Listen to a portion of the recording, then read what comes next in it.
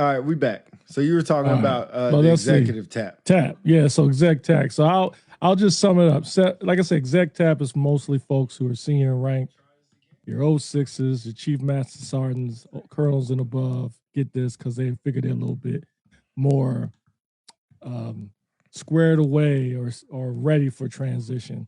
So my experience with TAP here's the things I enjoyed about TAP. It's interesting when you get everybody in TAP because they tell you not to wear your uniform. You have to wear civilian clothes. And so it reminds me of going to one of those professional development courses where you have to wear civilian clothes and not your military uniform. And you hear folks in there you're interacting with, you don't even know their rank. And you get different dynamics. You get some people that introduce themselves by their first name. Hey, I'm John, or I'm Tom, or whatever. And then you had that one person, I'm John. I'm the colonel of blah, blah, blah, blah, blah. I just thought that was funny.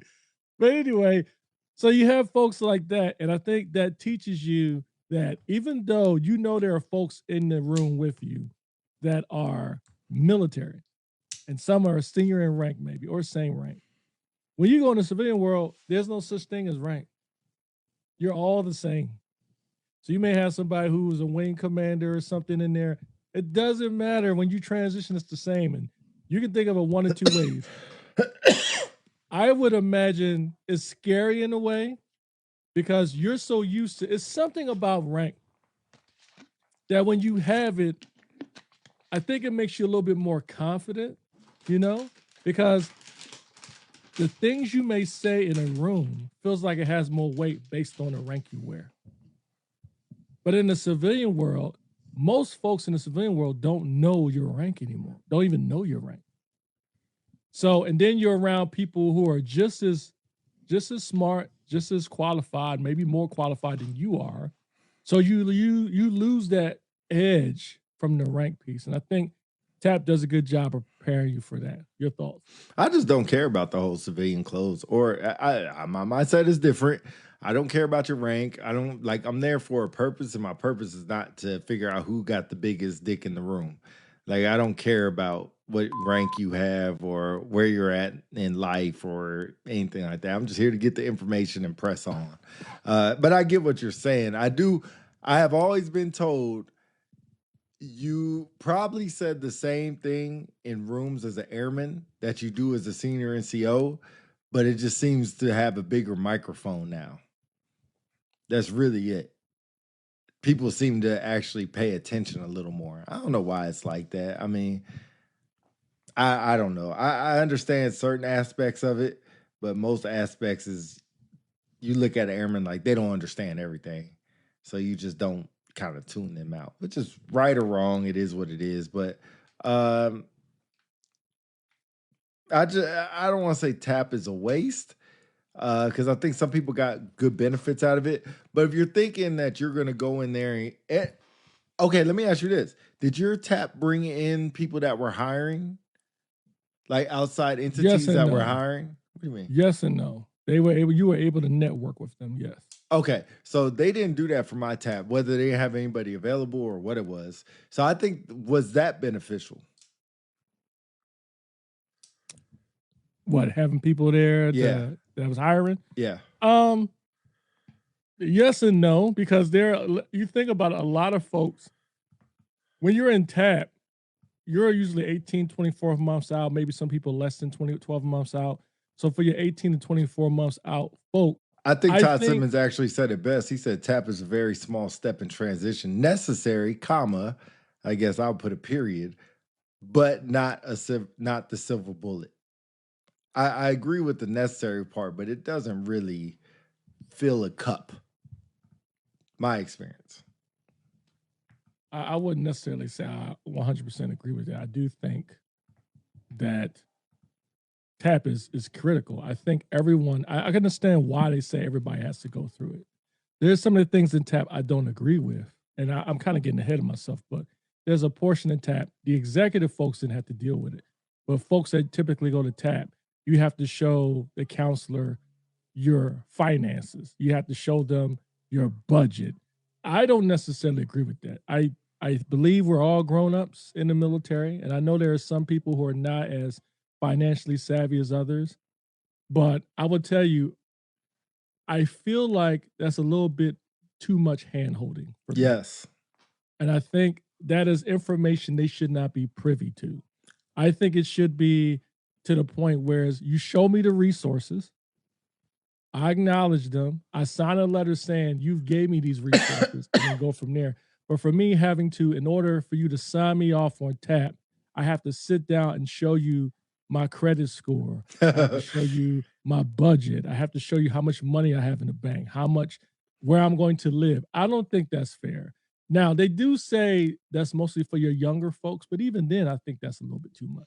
I think it's a little crazy because it's on the way out too. It's like, well, thanks. Now, all they say is, let's look at your budget and they say, oh man, you're not gonna be able to survive on the outside world with making this. Well, thanks. Thanks for that information. Like, hey, salute Great smart. point. Yeah. So I think that's a great point. I think you're right on that, but it's just small. Dale Brown in the building. I heard one chief say being a chief is powerful because all of a sudden he was funnier. More people wanted to talk to him and was invited everywhere. If I could hit the bell, I would. Shout out to you for that. And kind of shameless plug, I have been thinking about it the past 2 days. I wasn't going to say nothing until it just popped in my head. Thanks for that, Del. I want to do a show based off dedicated to the brand new chiefs.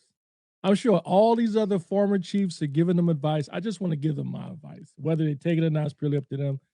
But I really feel like I want to do one. So look out for that within the next week. I'll let you know. But back to the tap. You had a question on tap. You said early versus late. I guess my question would be going once or going twice. Oh, I think you should go to tap as many times as you can. I say that from my perspective, there were a lot of things a lot of information they were giving us in tap that I admit I tuned out. And this is one of the things, I'm glad you brought that up, is you have to be very intentional now. Once you push the button, you have to be very intentional about planning. Because if you're not, when you go to tap, you're going to look at it as something to check a box. You got to really pay attention because there are some things that tap's going to tell you. You know how they say, hey, I'm teaching you this stuff. Remember it because it's going to come back later. That's how tap is.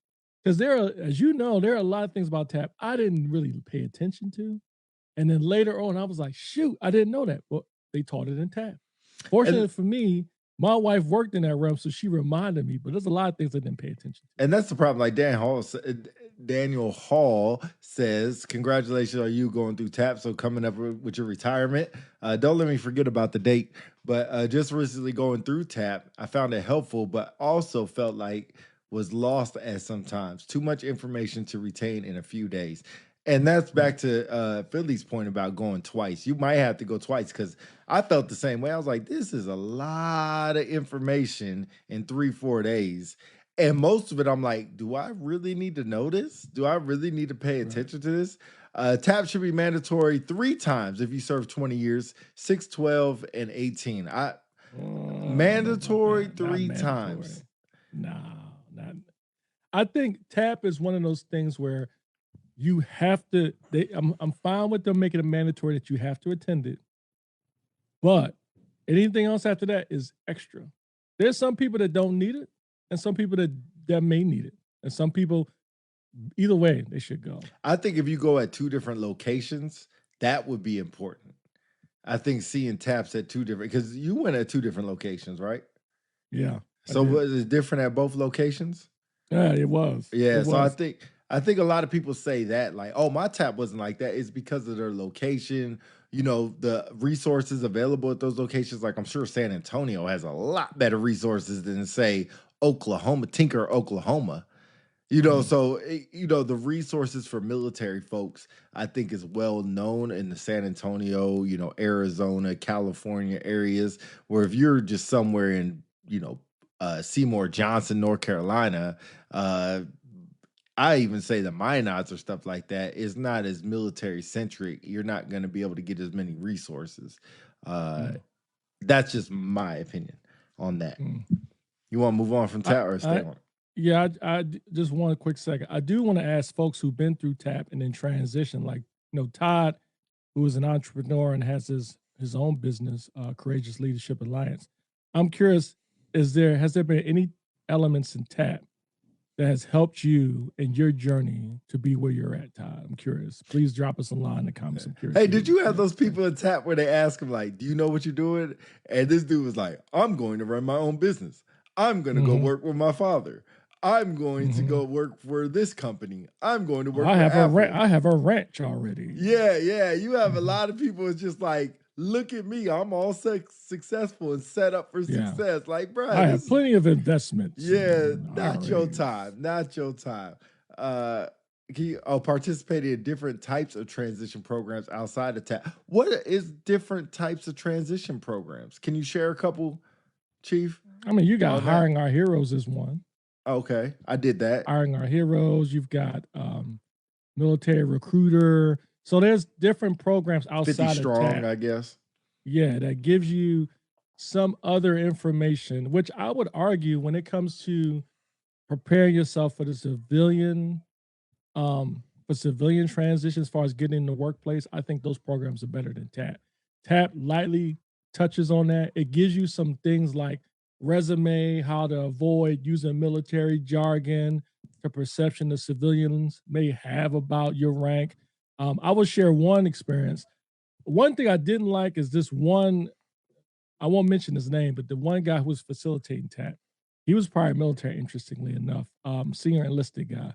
He said he kept referring to the audience as commanders. And it was like 20 chiefs in there. And then he said, for you commanders out there, you guys have a lot of wealth of information. You led units and such, but you guys are nothing on the outside to the civilian. You're nothing. You have to get in your mind you're nothing. Damn. I didn't appreciate that. That's kind of crazy. To some degree, some of that is true, but it almost gives you the feeling like, I don't know, it made my spirit sink for a second. Yeah, that's why I didn't like. Yeah, that's kind of crazy. Yeah. I think that's wrong. You have to go to TAP. So if you can go, a year out, if you only can go once, go around that time set, and it gets you prepared, but also put you in a mindset you're going to retire. Remember, you still got a year, so you got a while. Yeah. For what it sounds like on what, let me move this up. All right, for what it sounds like on why it's not effective as much as it should be, because it's just another mandatory briefing we get as military personnel throughout our career, and you obtain what you care about. That's very true. That's very true. You get out what you put in. Very true. Yeah, that's true. Okay, in that case, I agree. I do think it's effective depending on the person.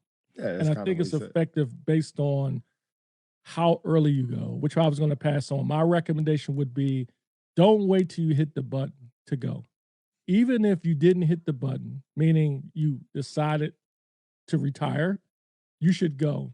Because the more times you're able to go and absorb the information, the more you're able to act. When I went through twice. And even when I went through twice, there were some elements about TAP that sped right past me. And we'll lightly cover some of those things here a little bit later. But go 18, 24 months out if you can. That gives you time to hear the things and adjust. And then you can get some ideas about things to prepare for after TAP. And then you can start building your mindset and your strategy as far as the transition. Whether you want to get right into the workplace, whether it be back in the federal career field or civilian workplace, or if you want to start your own business, ways to write your resume, it'll give you time to think about that stuff. For folks late TAP, like folks especially who are separating, they don't have much of a choice. It could be information overload, and you're thinking about other things while going through TAP. And I'll leave you with one more last tidbit. Do not, under any circumstances, do stuff for your job while you're in TAP. You're at TAP for a reason. Think of TAP as like being in a PME course. In the PME course, you're not supposed to be talking to your unit. TAP should be the same thing. I was guilty of it too. You see folks on break, they're going back on break, texting folks at work and whatever, doing stuff at TAP, you should not do that. TAP is really for you. Oh wow. Garza, man, I wanted the same dude Garza I know. Starting TAP next week, and the Honor Foundations. And what is that? I don't know what the Honor. Oh, that's what. No, I don't know what Honors Foundations is. What is that? You got me. I didn't see the comment. Is it? It's you in there. flashing on? Okay, I see it now. Yeah, I don't know what the I have Honors. no idea. Israel Garza, can you provide a little bit context on the Honor Foundation? Yeah. Brother? While you doing that, we'll move on to the next thing. Where you want to go to next? Medical records. All right, I'll go quick because I know you're gonna be long winded. I gotta go to the bathroom, so I'll be quick and then I'll let you go. I don't know why I deal with this. Go on. Go ahead. Pull your medical records as late as possible. That's me. I disagree. I think you need to let me recant that. I won't say pull your medical records early. I would say start reviewing them early. And that's critical because just speaking from my personal experience, I had a lot of issues medically. And before I decided to retire, I wasn't really paying attention to what was put in my medical records. I was mostly concerned about getting care and getting better. But I was not paying attention to what was being put in my medical records. And I had a lot of referrals that were off installation as civilian providers. And you'll see some of you folks may have experienced it too. There's specific care you get from civilian providers that get lost and does not make its way into your military records. And that's critical because once you make the decision to transition and you hit the button, you're going to go through what's called a medical exam, whether it be, they call it a SHIPPY. Forgive me, I have to find what it stands for acronym wise, but also your VA claim. So everyone has the opportunity to file for VA if you have medical issues, and you're going to go through a series of exams. One of the things they look at, which is important, is your medical records.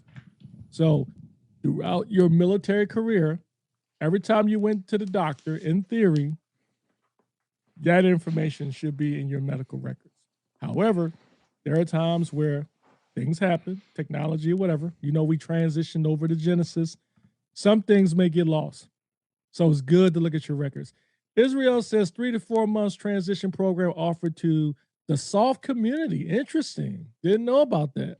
I didn't know. Well, I'm not in the soft community, so yeah. I mean, SF don't stand for special forces, brother. It stands for security forces for us. So even though people say special forces, but anyway, go ahead. Anyway, go ahead. I'll let you continue. Go ahead. I don't know where. Yeah, I don't know where you at on the. I was talking. Records. I was saying how it's important that sometimes there is specific care that you experience because of your medical ailments that do not make your record, especially in the civilian sector. And that's why I said pull them early, but gather them, or excuse me, pull them late, but gather them early. Yeah. And I think that's where I should have started with that, is saying that, I think what Philly was saying was pulling your medical records, meaning from all different facilities. And depending on how late you've been in, how long you've been in, the worse it is for you, right? He said he's a defender. Oh, well, how you get to go? He's soft, I guess. I'm just kidding. Dang, I never heard of that. Shout out to the defenders in the house. Yes, does that program try to help you with jobs findings or he says if you're attacked. Okay, so you were never attacked, so I get it. Actually, I was the command chief at Rescue and Attack, so there was a soft community. Thank you. Okay. Rescue and Attack. We'll go back. Make sure your worst day is not your last day. Rescue and Attack. All right. All right.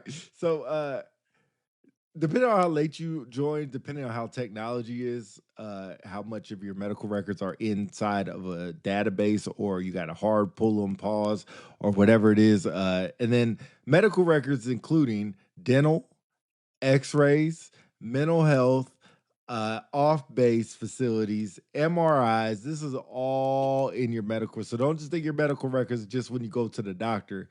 It's all things that you have done. So if you had surgery at an off-base, You might need to pull that from the place that you went to get surgical. Where it sucks is for us defenders or us people who have been in and go overseas and been to hospitals overseas.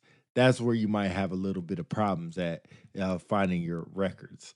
Uh, what are y'all thoughts on people taking payments to help your VA score? I am not going to talk about the VA part at all. I'm still I'll going pause through it. on that till a little bit later. Yeah, I'm not talking about that at all.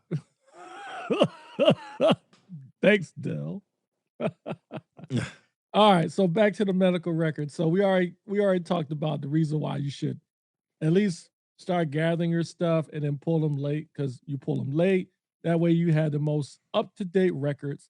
I would also recommend this is the time, anything that you're going through, medical ailments or physical ailments or whatever, get them seen at that time. So not only you doing TAP, not only trying to get your mind together as far as transition, but your body too. Start making sure you go to the doctor. Everything you was putting off, you need to take care of now. You got to think in the long run, when you transition, your medical care changes. It's no longer you get first dibs at the hospital because you're active duty. You don't have that no more once you cross over. So it's best to get that stuff done now. And then not only that, when you look at your medical records, pay specific attention or particular attention to when you came in.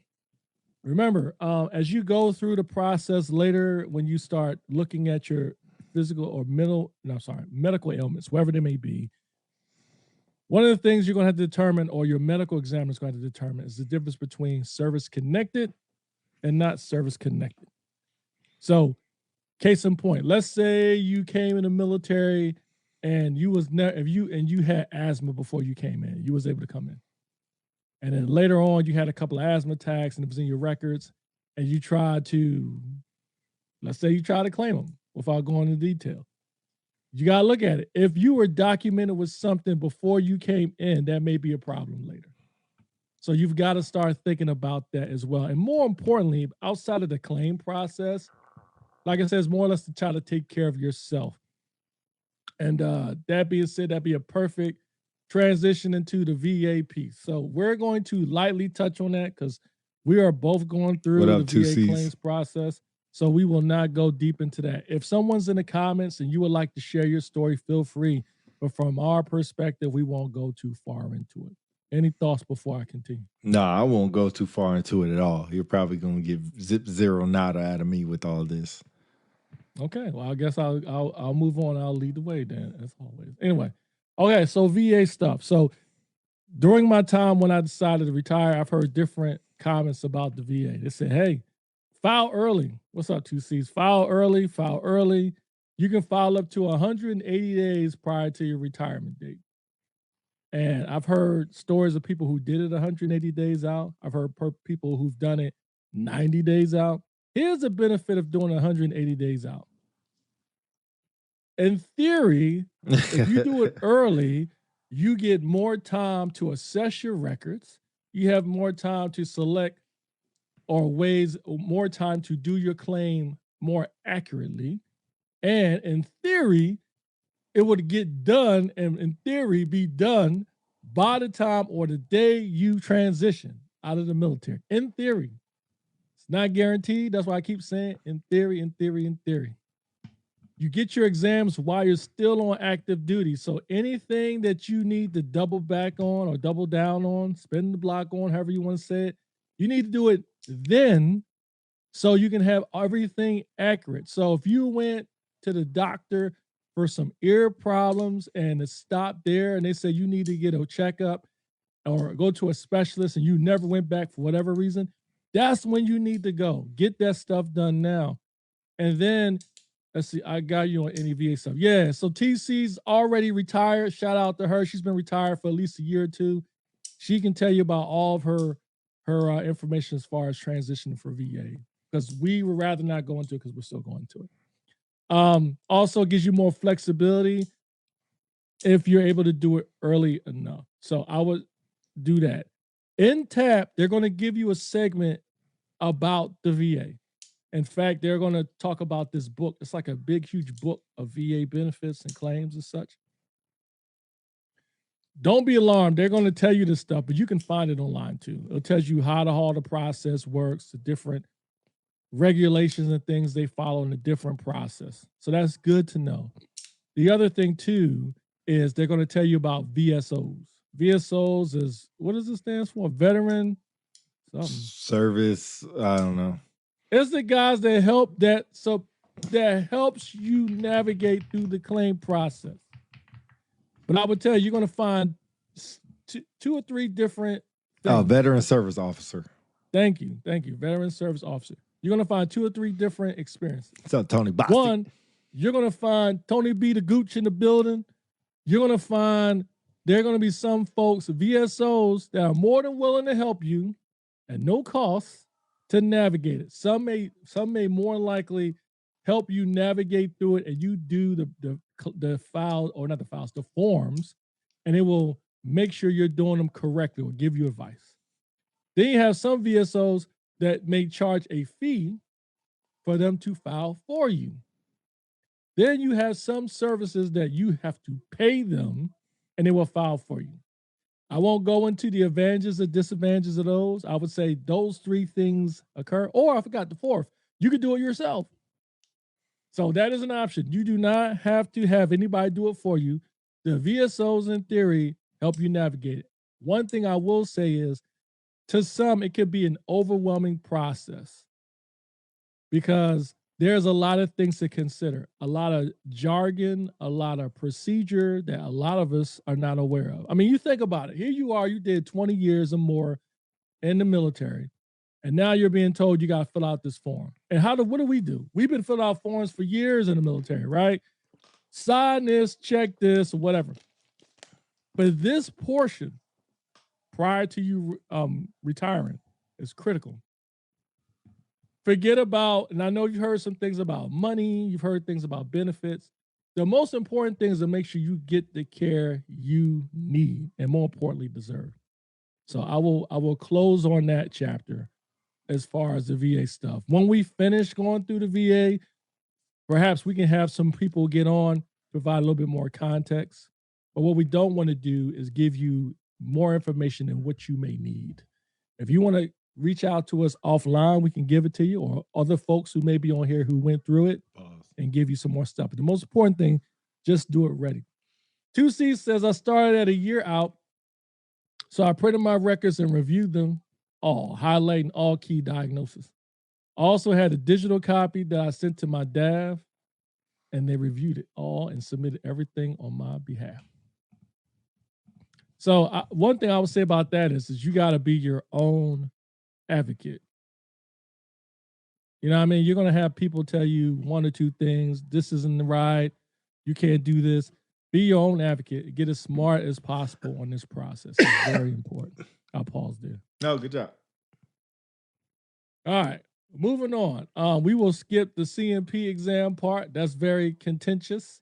We will come back to that another day. But like I said, feel free to reach out to us if you want to get our perspective on that. Let's talk about Skill Bridge. Very controversial topic going on because there are different thoughts on Skill Bridge. But I'll pause and let you get started on that. What's up, Russell Wait? Back in the building. Russell Ray, what's up? The Don in the building. You can also hire a lawyer to help you through the process as well. Yeah, I heard that could be expensive, so be ready for that. So Skill Bridge. First of all, you need to go get a briefing from the education office. So you don't think you just start Skill Bridge and just show up and be like, I want to do Skill Bridge. Don't forget, it is up to a 120-day program. But let's talk about the 120 days. It is not 120 days. At the most, it's 119. At the very, very most, because you have to be back on active duty, not on leave, not on terminal for the to out process. So it's 119. That's the most. If you want to do relocation, 10 days of relocation. I think it's 20 days of relocation. Now you're down to 100 days of Skill Bridge, or like we said, it's 119. So now you're down to 99 days of Skill Bridge, right? And then if you have any leave that you want to use, you can't be on leave and Skill Bridge at the same time. So if you have any leave you don't want to sell back and you lose, you got to put that in the factor. So it's not really 120 days, but it's up to 119 days. What if you guys know, you guys could, or it's 180 days. Why did I say 100? 180 days. Yeah, why did I say 119? 180. 6 months, right? Or actually like 5 months and 30 or 29 days. But whatever, back to the point. SkillBridge is a way that you can go out to the workforce and start work being basically an intern is what you are for the company, and they're getting free labor because you're still getting paid by the military for up to 6 months for that service. Is it? I did not do SkillBridge. I had to do a surgery, so that interrupt. I had SkillBridge set up. I have had a lot of airmen being a first sergeant that took advantage of SkillBridge. Some loved it, some hated it. Some had expectations that they were going to go learn, go work, go learn, and learn about a field and a craft, and then start right in that field or craft. Almost like going to a tech school, not a tech school like military, but like a tech school like ITT, and learn a trade and then go utilize that skill. That's not really the what I'm hearing is going on with SkillBridge. They're trying to change the program. It used to be you could just do an all stay at home course. Now they say it has to be somewhat hybrid, where you have to do Zoom calls or go into a building. It used to you could just do the whole thing from home, and there was a lot of different avenues with that. So SkillBridge is very self-dependent. It sounds good in theory to be off of work for 6 months and still getting paid. It sounds great in theory. Going through it, like I've said, I didn't go through it, that it is different actually going through it than actually what it sounds like. Samel Brown in the building. What's up, Samel? What's going on? The Don in the building. Yeah, we got 10 minutes. We got 10 minutes and the playoffs start. That's what he said? No, that's what I said. He said go Pats. I ain't worried about the Pats, man. Forget the Pats. Anyway, all right. Okay, back to my thought. Here's a couple of things you didn't mention I want people to understand too, because I experienced it. One, SkillBridge is not mandatory. It is not mandatory. It depends on if your commander approves it. I've run into cases where folks felt like SkillBridge was an automatic. It is not an automatic. It depends on your commander, and some of the things he or she will consider is your replacement, how much they need you for the mission, and some other things involved in it. And then there are folks who don't get SkillBridge and they feel like they're being targeted or it's not fair. How come this person got SkillBridge and I didn't? Where everybody's skill set and what they give to the mission is a little bit different. However, I will say to the commanders out there, if someone is about to retire, pause. Charles Davis says, Pete, you said you must out-process at the SkillBridge. Can you reclassify that statement? You don't have to must out. You can out-process before SkillBridge. All I'm saying is you have to have a day that you're not on SkillBridge to out-process, whether it's before or after. Okay. Bottom line is SkillBridge is not mandatory. You were doing a message for the commanders. Oh, okay. You said the retiring. I look at it like this: when I was a command chief, and we had folks that volunteer to be first sergeants. You put in a formal package to be considered to be a first sergeant, and I used to have commanders come to me and say, "Oh, well, if I try to take that person to go put them in another unit to get them some trigger time on being a first sergeant," commanders would say, "We can't afford to lose Master Sergeant so and so." Because they're critical to the mission and we need them. I said, well, why you let them put in for first sergeant then? That's all part of the deal. That's a good point. I went to the commanders. I remember having them during the commanders call. I said, and I told my boss, I said, if you put in a master sergeant for first sergeant duty, they're gone. You might as well say, if you put them in and we select them to be pushed to the first sergeant to Diamond 1 for consideration, you can consider them gone. Because the next day I may pull them out of your unit to put into another unit. And so I didn't tell commanders they couldn't do it. I just told them this is the requirements. And I look at SkillBridge the same thing, same way. If you've got somebody that's about to retire, you can consider them gone. Now, key things are if they're a good performer and your leadership or supervision prepares for their absence, let them go. Mm-hmm. But if you have a person, if they're not performing, they're not doing their job, they're like, a log, I don't know a better way of putting it, they're not contributing, then you shouldn't let them go. I don't blame you. Because skill bridge is not an automatic. It's not something that's automatic. It is a privilege, if that's the right way of putting it. So you don't get to go automatically. The other thing to consider is when I did skill bridge, and I did it as part of my internship for my master's degree for social work. I think the reason why skill bridge gets a negative, is looked at in a negative in most circles, is because there are some people that abuse skill bridge. They'll go on skill bridge, they have these remote skill bridges, and instead of doing skill bridge, they have another job. So in other words, you go on skill bridge, like Pete just said or mentioned, you're still getting paid by the military. It's just you're doing a skill bridge. And they're working another job at the same time. That's not what skill bridge is meant for. Skill bridge is a way for you to work for another company, organization, fill in the blank, get some needed skills or refine some skills you have, and then preferably lead to employment. And if not, it's more than you just getting a job. It's about learning the things in the civilian world to make you better prepared. So I think that's why skill bridge at times get a negative connotation. I think skill bridge is good, but I do think there should be more parameters put into companies that if you're going to participate in this program, not to be able to use military folks as just unpaid labor. Right. There should be an off ramp within reason for these folks to get hired. And for military members to pick a company out of the network, I think it should be approved. And if it is approved, there is no promise of employment. Even if you go to skill bridge for a company and you don't get hired, but you learn some valuable skills, if you do well at that company, you can be considered later or use them as a reference for another position. So that's why I think skill bridge is important. Tony Boss says, is it about giving this person a better chance at civilian life, or about how the CC feels, how they performed while serving? Question I think mark. both. No, it can't be both. No, I think it's both. I'll let you answer first and then I'll give my response. No, go ahead, go ahead.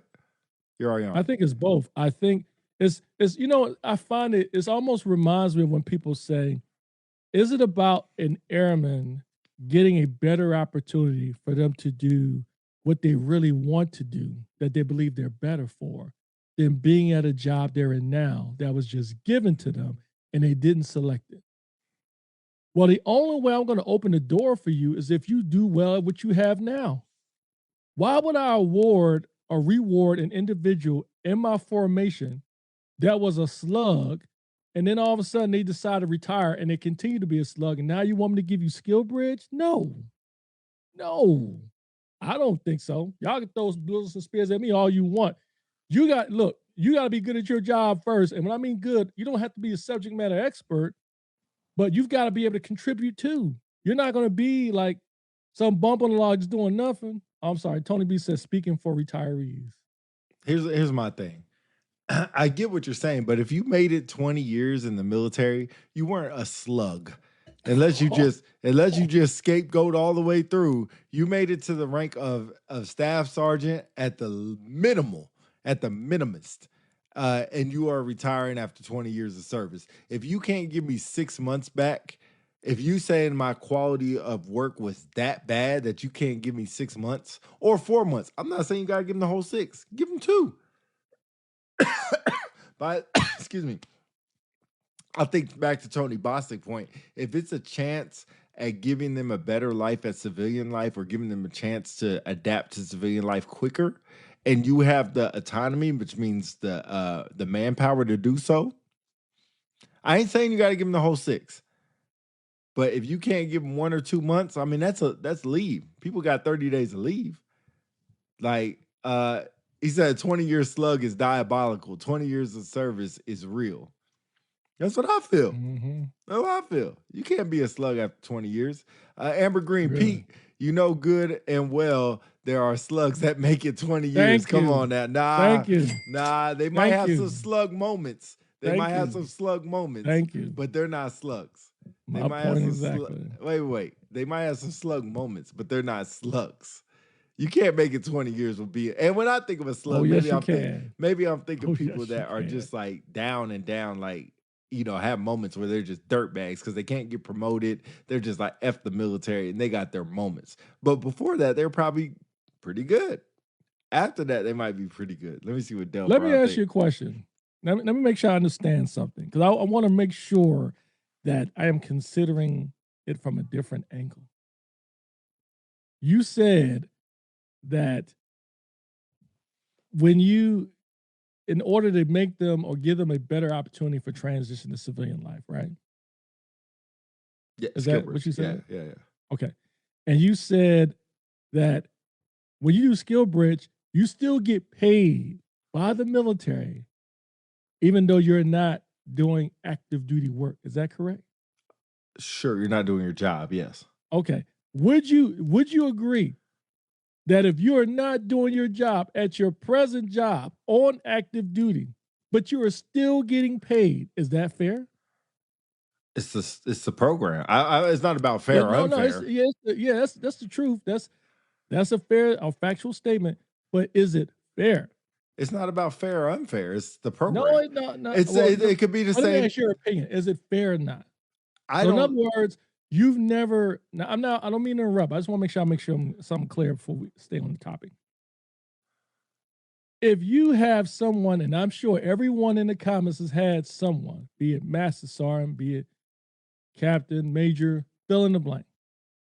They're just a ghost in the formation. In other words, they never to be seen. They don't do anything.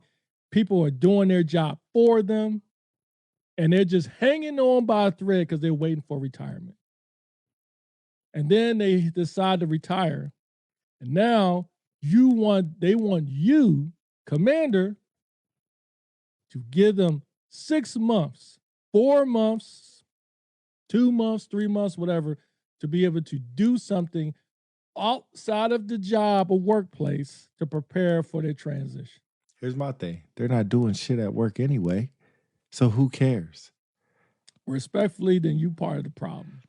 I'm not the commander. Bullshit. I'm not the commander. I'm not the commander. I'm not part of the problem. I'm not part of the problem. I'm not the commander. Look, I can have an opinion. If that, I'm not. I don't have. I don't have a. I don't have a decision. I'm not the decision maker. I can have an opinion. You're part of the decision, right? You the first sergeant, right? I mean, come on, that's semantics. That's semantics. Okay, but I'm talking about when you was at the workplace. He ain't doing nothing anyway. So do you need him? Do you need him? Tony Bostic said you earned it. You earn it.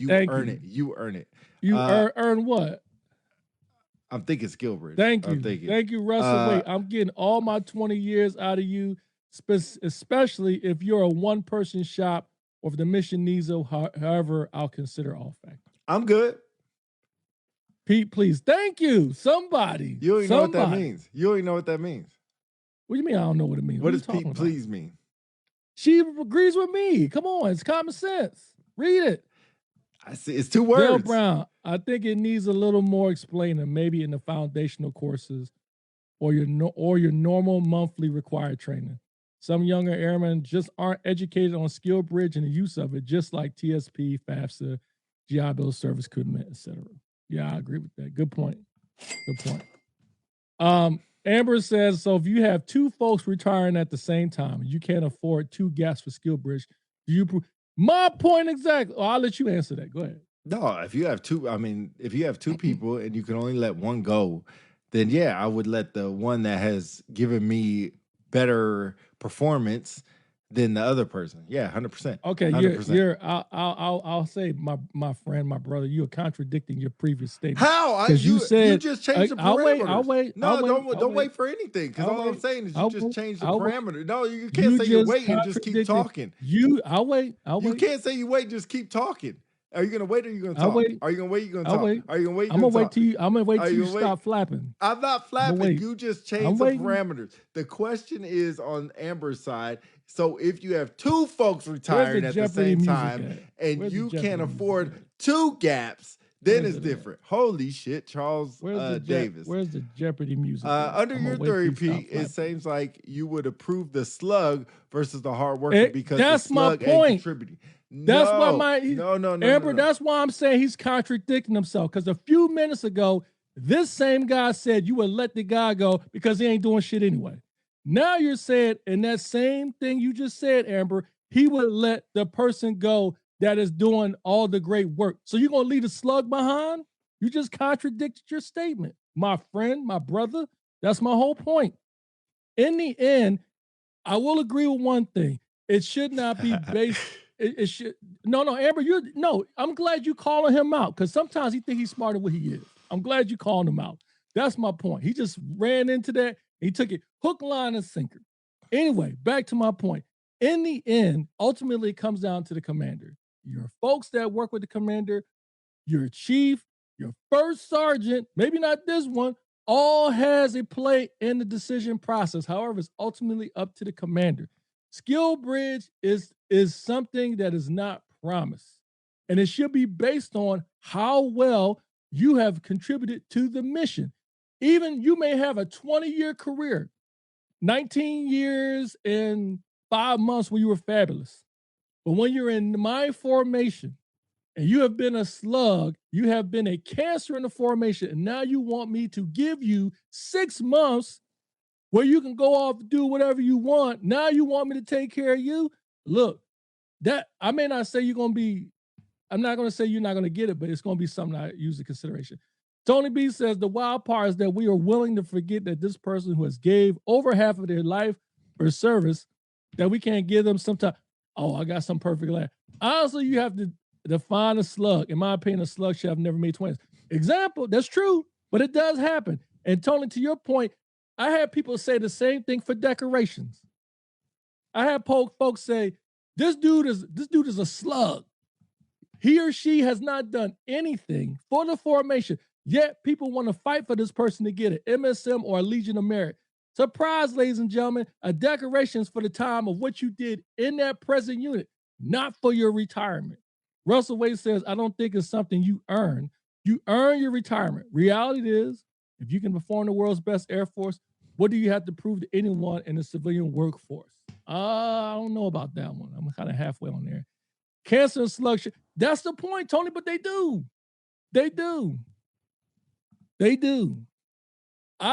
Oh, good Lord, I can't. That's too small. When advising, I have had a discussion with my CC that we should consider we have an obligation to provide an individual who can contribute to the civilian world by giving them the opportunity to skill bridge to be a positive contributor.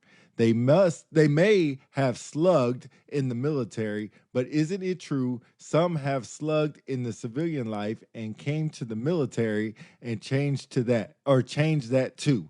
I look and advise my CC honestly. Tony Bostic says decorations ain't skill bridge. Come on, DC. Let me elaborate, or let me provide some context. Before you do, hold on, there's another comment. Well, they can wait. I know decorations are not skill bridge. It is an analogy. It was said in a comment from someone that said that even though they may be a slug, they should be afforded the opportunity to go through skill bridge. In other words, if they went 20 years as a phenomenal individual, and then the last 6 months or a year, fill in the blank, now they're a slug, you should still consider their full 20 years of service. I cry bullish on that. And here's why. The analogy I use for decoration is the same thing. If you have somebody in your formation for 2 years, 1 year, and they decide to retire, and during that year there was a subpar performer, why would you give them a decoration? Because of what they did for their career? That's not what a decoration is for. Same for skill bridge. Skill bridge is considered for the whole time that you're in. There's nothing in a regulation that says before you get somebody skill bridge, you factor in their body of work or how well they've done it for. It doesn't say that. All right. But it also says skill bridge is a commander's decision. And the commander has to look at what he needs for the mission, what this individual provides for the mission, and can he afford to let them go? That all should be factored. Approval should depend on mission readiness on the unit for retirees. There's a little bit more factored into that. Tony Bostic, I'll leave that alone. Tony Bostic, I agree with you 100%, man. I think we're speaking the same thing on the part that slugs don't last 20 years in the military. They might last 5, they might last 10, they might last 12, but 20 years, it's kind of hard to see. People think people have slug moments, and I agree with that. I think people, when they're close to retirement, might be like, F this place, and for whatever reasons feel some type of way. I definitely agree with that. But if you have the opportunity, I think what Tony Bostic is saying, if you have the opportunity to let somebody go, you are basing it, or in Philly's point, basing it off on how well they are performing. So I don't think that it matters. I really don't. If you have the opportunity to let him go, then let him go. That's why I think that Super Bowl. Oh, Skillbridge isn't right. It's command. Okay, Skillbridge. I got football on my mind.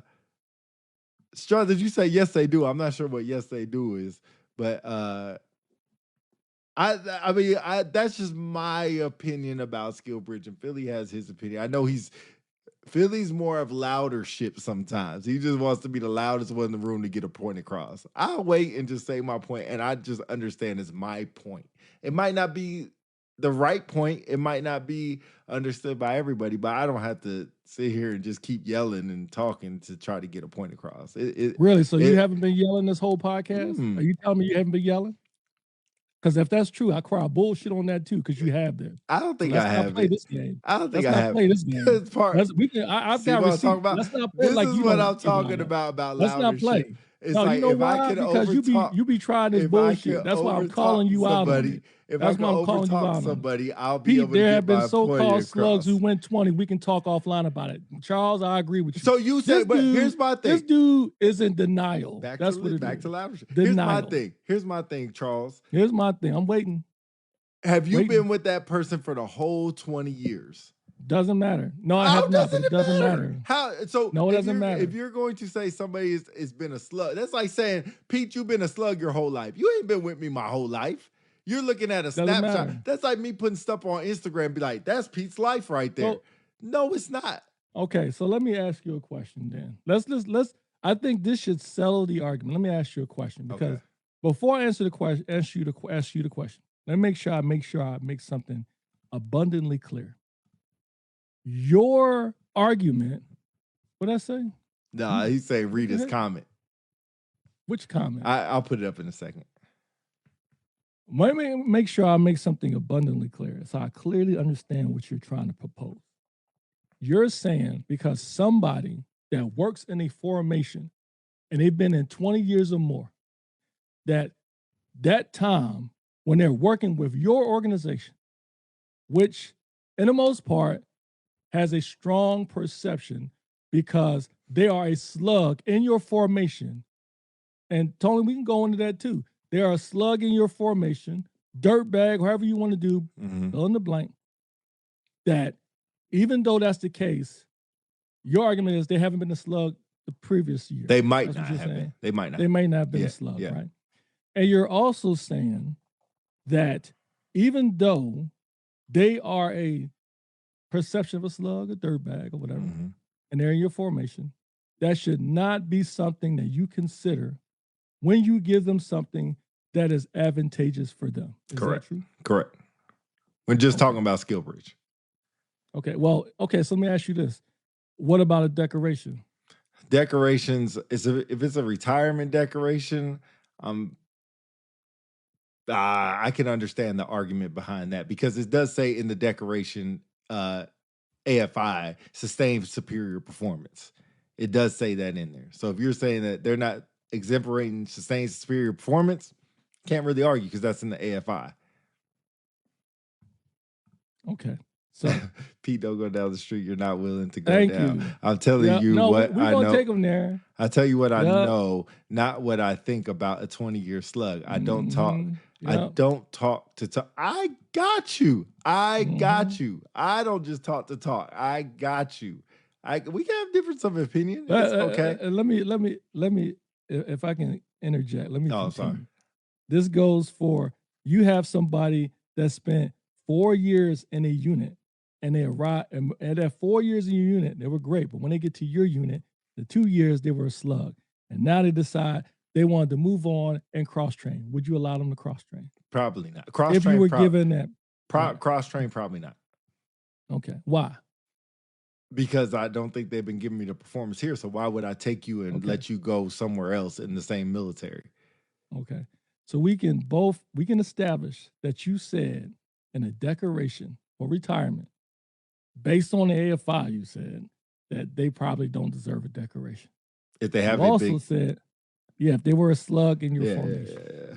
And you said that they were a slug in your formation, even though first 4 years of the career they were phenomenal, but when they arrived in your formation, they were a slug. You would not allow them to cross train. Is that correct? Probably not. Okay. Now, and you said based on the fact of, if I'm not mistaken, based on their performance and what they bring to your organization. Is yeah. Correct? Is that about right? Okay. So please explain to me why skill bridge is important. And before you answer that, I can suspect you would say because they should be given the opportunity to help prepare them for civilian life and transition. I'll pause there and let you answer. So if you're comparing skill bridge to cross train is usually in the beginning of your career, not the end. Retirement's usually 20 years. Now, if you were to say that same person who gave 6 years in the military was getting out for the last 2 years, they've been a slug, per se, a dirtbag, and now they're asking for skill bridge, probably not. But if you're talking about a 20-year retiree, then I would be a little bit more apt to be like, okay. And yes, to your point, skill bridge is to prepare you for a civilian lifestyle. If you have and done the research to go find a skill bridge and everything like that. Now, like I said, I might not give you the full 6 months. I might only give you 2 or 3 or 1 or whatever I can give you. Whatever your performance then dictates. If you've been a slug and, hey, I'll give you 2 months. I'm not going to give you the full 6. I'll give you 2. You need to spend the rest of the 4 trying to make your replacement better than the performance I've given or you have given me. Say something like that. But just to say, no, you're not getting it all because you're a dirtbag, a slug, or anything like that, I look at it differently. Pete, you talk the talk a lot, and sometimes you don't think it through before you open. Just an observation. Pete, you still my guy. You still my dude. I appreciate your opinion. I'm glad you had to say it. Why give them the opportunity to transition to another career, civilian life, but not like I said, Amber, like I said, cross train is usually at the beginning of your career. Retirement is usually at the end of your career. I think it has to be at the end of your career. Well, let me ask you, what is the difference? Tell me, what is the difference between cross training and skill bridge?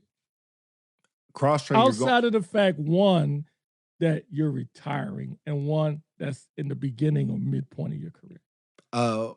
Besides that, cross train, you're going into another career field in the same military. So if you can't perform the duties as a military member in whatever services or in whatever security forces or whatever, and now you want to go work the tower or go work CE or something like that, and you're not doing well, I'm like, man, why would I go send a commander somebody else who's not doing well at what they should be doing?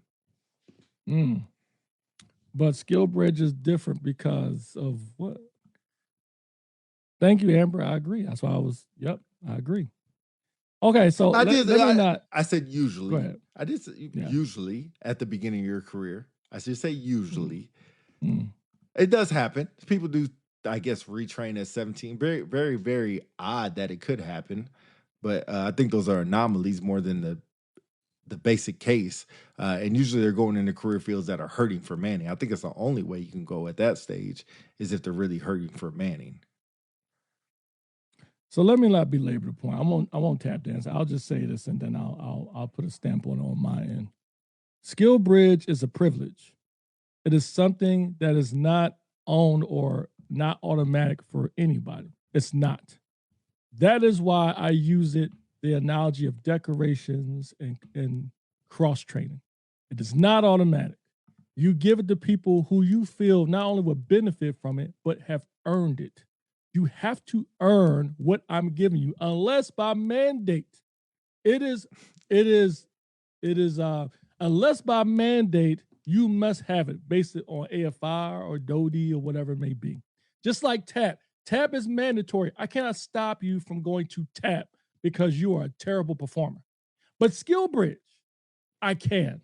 It may not be right.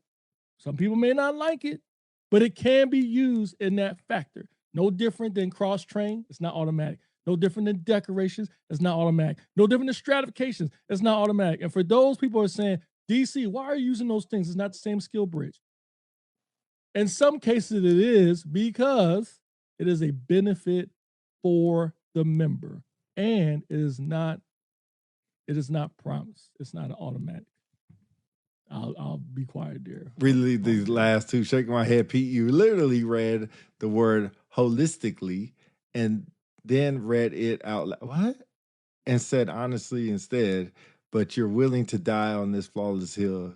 You won't. I don't know where I read that. Pete, you flip flop. I don't know how I flip flop, where I flip flop that. Performance should always be a factor, especially since we always have an audience. It's the CC's decision at the end of the day. As far as I agree with you, it's CC's decision. Ain't my decision. Ain't my decision. That's my point I'm trying to make. But I don't know where I flip flop that, but I think I forgot to read Tony Bostic point. Hold on, we got one more. I agree with you, DC. That's why accountability is important. It's the rest of their lives. Let's keep it real. When it's all said and done, decks don't mean nothing when you are a civilian. If held accountable, slugs don't last, and this conversation won't exist. I can agree. I don't necessarily agree with that, because if that's the case, why do we have it? We still have people.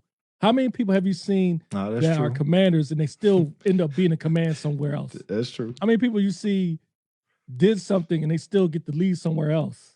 Corey says rewarding marginal or poor performance always hurts positive trajectory. So if I'm in let me throw something at y'all real quick. If I'm in a formation and Master Sergeant Johnson, Major Johnson, decides they want to do skill bridge, but I've been carrying there for 6 months or a year, and now they want to just lead a job and do, well, shit, they've been doing that for the past 6 months. A year, my unit's been carrying them. And then the commander's going to turn around and say, we're going to let them go. I look at that as a reward. Tight shit. Thanks, Jerry. Jerry, what's up, bro? Anyway, okay, so to sum that up for Skill Bridge, I recommend that you do it, but just remember, it is not promised. It's based on the commander's decision. He or she looks at a number of factors. But that is not your time to get some free time off. It's not. True. We could agree. We could agree on that. Okay. We will sum it up. Last thing I will say is we'll talk about, I think Pete already talked about the number of days. You got a 180-day window if you factor in Skill Bridge in there. Charles Davis says, Pete, where did you graduate elementary school? California, baby. Not fundamental in your district. California. Holler. Anyway, Pete already went over the days, 180 days, whatever, blah, blah, blah, whatever. I don't know what I did. So the next episode we'll do like phase 4. I think that's when you're getting close to the end, some things to consider and stuff, because I know football's already started. So on my end, we'll pause on that, and then we'll continue up next week. Might be the last one. It depends on how much we can get into it. As always, we appreciate all y'all comments and the things you guys brought to the show. Appreciate y'all. Yeah, go watch some football. Enjoy the playoffs. If y'all haven't saw the games yesterday, they were really good games yesterday. Hopefully be really good games. Really, really good games yesterday. Maybe a little bit controversial good games yesterday. But should be some good games today. And then Monday night is the Texans and Steelers. So I guess I got Philly tonight, and I got New England and Buffalo. Those are my picks for today. Yeah, I'm 1 for 1. I had the Rams, which was an easy one. Charles Davis, man, look, just embrace the fact we're we are representing the NFC East. You might as well just join in true. on the bandwagon. Yeah, you might as bro. well. You know what I'm saying? We're the only team in the NFC East there. That's true. It's not our fault that you guys, even though y'all had a phenomenal season last year, y'all imploded. You might as well just join in on the bandwagon and root for us. That's true. But I'm 1 for 1. I thought the Packers were going to win, but they were supposed to win, but the Bears showed their resiliency. Shout out to the Chicago Bears. They are a dangerous team. They started like a team of destiny. But when we take care of the 49ers today, bang, bang, their Niner season game comes to an end next week. Their season comes to an end next week in Chi-Town. So we will take care of the Bears once and for all next week. We just got to do our job against the Niners today. One step at a time. One step at a time. Don't think of week 2 before you hit week 1. Nope. We just what AJ Brown says in the commercial. I visualize it. Boom. I like that commercial. All right. We'll be to y'all next week, if not sooner. Y'all know how we do. Appreciate everybody for coming on here and all your comments, whether they were against me or with me, or just your shared opinion. I appreciate it anyway. Don't take no offense to anything. What do you say? Bears may mess up. They may mess this up. Tough team. Yeah, Bears is a tough team. Eagles all the way. Tony Bostic, what the hell? See, that's what I'm talking about. Did somebody pay that's you? What I'm talking about. You got a gun to your head? Oh, to the dumpster. Oh, you hater. Another team that failed to live up to expectations. You hater. Had a gun to your head. You hater. All right, we out here. Go enjoy football. One more last thing. I'm sorry. Hey, Corey, I'm gonna reach out to you before the next show. You were one of those folks, forgive me if I'm wrong, you know, Chief Master Sergeant, you were pretty young in your time as a chief and you decided to transition. Be interesting to get your perspectives on what made you decide to transition so early after making chief. So anyway. For sure. All right, we out. Peace. Go Birds. Go Birds.